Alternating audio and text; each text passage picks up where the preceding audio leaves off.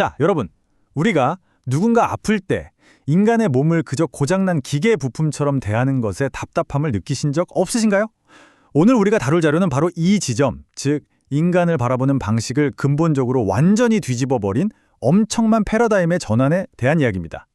단순한 의학적 접근을 훌쩍 넘어서는 아주 매력적인 철학적 여정이죠. 바로 시작하겠습니다.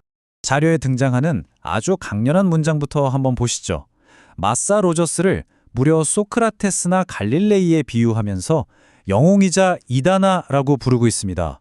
와, 정말 대단한 평가죠. 그녀는 당시 아주 견고했던 의학계의 현상 유지에 정면으로 맞섰던 그야말로 급진적인 사상가였습니다. 대체 어떤 주장을 펼쳤길래 이런 엄청난 반발을 마주했던 걸까요? 오늘 다룰 내용이 꽤 깊이가 있는 철학적 개념들이기 때문에 본격적인 분석에 앞서 전체적인 지도를 가볍게 짚고 넘어가겠습니다. 간호학의 영웅이자 이다나, 통합적 인간 과학의 세계, 돌봄에 대한 로저스의 반란, 두 이론의 위대한 만남, 그리고 마지막으로 자연주의 돌봄으로의 진화까지 이 흥미로운 흐름을 쭉 따라가 보겠습니다.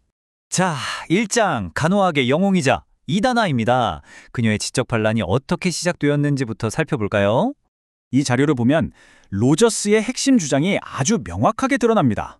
사실 당시 주류 의학계는 철저한 환원주의, 그러니까 인간의 몸을 고장나면 부품을 갈아 끼우는 기계로만 취급했거든요. 하지만 로저스는 이걸 완전히 거부합니다. 그녀에게 인간이란 환경과 절대 분리할 수도 없고 더 작은 단위로 쪼갤 수도 없는 완벽한 통합적인 전체였던 겁니다. 이걸 설명하기 위해 자료에 등장하는 비유가 정말 기가 막히는데요. 생각해보세요. 수소나 산소의 화학적 특징을 아무리 줄줄 읊어봤자 물이 뭔지는 전혀 설명할 수 없잖아요. 마찬가지로 심장, 간, 뇌 같은 생물학적 부품들을 제 아무리 열심히 묘사한다고 해도 온전한 한 명의 전체 인간을 설명하는 데는 완전히 실패한다는 겁니다. 정말 고개가 절로 끄덕여지죠. 이어서 2장, 통합적 인간과학의 세계입니다. 이제 이 전체주의적 관점을 뒷받침하는 실제 과학 이론들을 좀 더 일상적인 언어로 풀어보겠습니다. 여기 등장하는 4가지 핵심 개념이 아주 중요한데요. 전혀 어렵게 생각하실 필요 없습니다. 로저스가 봤을 때 우리는 에너지를 단순히 가진 게 아니에요. 우리 스스로가 경계 없이 열려 있고 고유한 패턴을 가진 채 끊임없이 변화하는 에너지 장 그 자체라는 겁니다. 게다가 공간과 시간의 제약마저 뛰어넘는 범차원성 속에 존재한다고 봤죠. 인간을 바라보는 스케일 자체가 아예 다르지 않나요? 그렇다면 이 에너지장은 어떻게 발달할까요? 로저스는 공명성, 나선성, 통합성이라는 평형역동성의 3가지 원리로 이걸 설명합니다. 여기서 우리가 꼭 챙겨가야 할 요점은요, 인간의 삶이란 어떤 정체된, 안정된 균형을 찾는 게 아니라는 겁니다.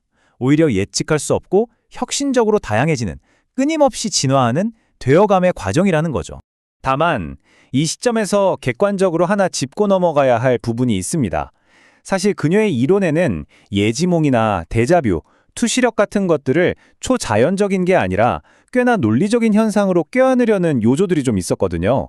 당연히 이런 부분들은 기계적이고 실증적인 의학계의 거센 회의주의와 공격을 불러일으키는 원인이 되기도 했습니다. 이제 3장입니다. 돌봄에 대한 로저스의 반란인데요. 이런 독특한 시각이 간호학계 내부에서 어떤 엄청난 갈등을 만들어냈는지 보시죠. 과거 토론토에서 열렸던 아주 유명한 패널 토의가 있었는데 거기서 바로 이 도발적인 질문이 던져집니다. 돌봄이 과연 간호의 본질인가? 정말 단순해 보이는 질문이지만 이것 하나가 당시 간호학계의 최고 지성들을 말 그대로 두동강 내버렸습니다. 이 대립이 진짜 흥미롭습니다. 라이닝과 같은 학자들은 돌봄이야말로 간호의 도덕적 이상이고 절대적인 본질이라고 굳게 믿었어요. 그런데 여기서 로저스가 반란을 일으킵니다. 그녀는 돌봄은 그냥 지식을 사용하는 거다. 변호사도 의사도 심지어 배관공도 사람들을 돌본다. 라고 맞받아친 거죠. 간호를 정의하는 건 막연한 돌봄이 아니라 자신이 주장한 통합적 인간과학이라는 단단한 과학적 지식이 먼저야 한다는 폭탄 선언이었습니다. 4장, 두 이론의 위대한 만남입니다. 절대 섞일 수 없을 것 같던 이 두 그루의 지식나무가 과연 어떻게 합쳐지게 될까요? 자, 이 표가 정말 아름답게 모든 걸 증명해 줍니다. MC 스미스라는 학자가 획기적인 횡단 연구를 해냈거든요. 그녀는 차갑고 추상적으로만 보이던 로저스의 그 에너지장 과학이 자세히 뜯어보니 인간 중심적인 기존 학자들의 따뜻한 돌봄 이론들과 완벽하게 짝을 이룬다는 걸 시각적으로 딱 매핑해낸 겁니다. 완전히 반대인 줄 알았는데 사실은 통하고 있었던 거죠. 그 결과 왓슨과 스미스는 이 공통된 개념들을 기가 막히게 종합해냅니다. 그렇게 탄생한 게 바로 통합적 돌봄 과학이에요. 로저스의 연속적인 에너지장 이론과 왓슨의 초개인적인 돌봄 의식을 융합해서 전통적인 이분법을 뛰어넘어 버렸습니다. 차가운 과합과 따뜻한 영성이 마침내 실무에 적용될 수 있는 튼튼한 토대를 만든 겁니다. 마지막 5장, 자연주의 돌봄으로의 진화입니다. 이 길고 길었던 이론적 진화의 클라이맥스를 확인해 볼 차례네요. 앞서 로저스 이론에 약간 논란의 여지가 있었다고 말씀드렸죠? 자료에서도 아주 객관적으로 지적하고 있듯이 이 훌륭한 이론이 대중적으로 신뢰받는 과학 이론으로 굳건히 살아남기 위해서는 투시력 같은 신비주의적이고 초자연적인 경계들을 깔끔하게 쳐내는 가지치기 작업이 반드시 필요했습니다. 바로 그 치열한 과정을 거쳐 탄생한 것이 지금 보시는 자연주의 돌봄입니다. 정말 우아하고 현대적인 조합이죠. 인간을 쪼갤 수 없는 무한한 전체로 바라보는 로저스의 깊은 통찰은 그대로 살리되 그것을 신비주의가 아닌 책임감 있는 자연과학의 경계 안으로 단단하게 끌어들인 아주 멋진 결과물입니다. 오늘 해설을 마무리하면서 여러분께 이 도발적인 질문을 꼭 남기고 싶습니다. 여러분이 다음번에 의료 시스템을 마주하게 될 때 스스로를 단순히 고쳐야 할 증상들의 덩어리가 아니라 환경과 끊임없이 상호작용하는 분리할 수 없는 에너지장으로 바라본다면 여러분의 건강관리 여정은 과연 어떻게 달라질까요?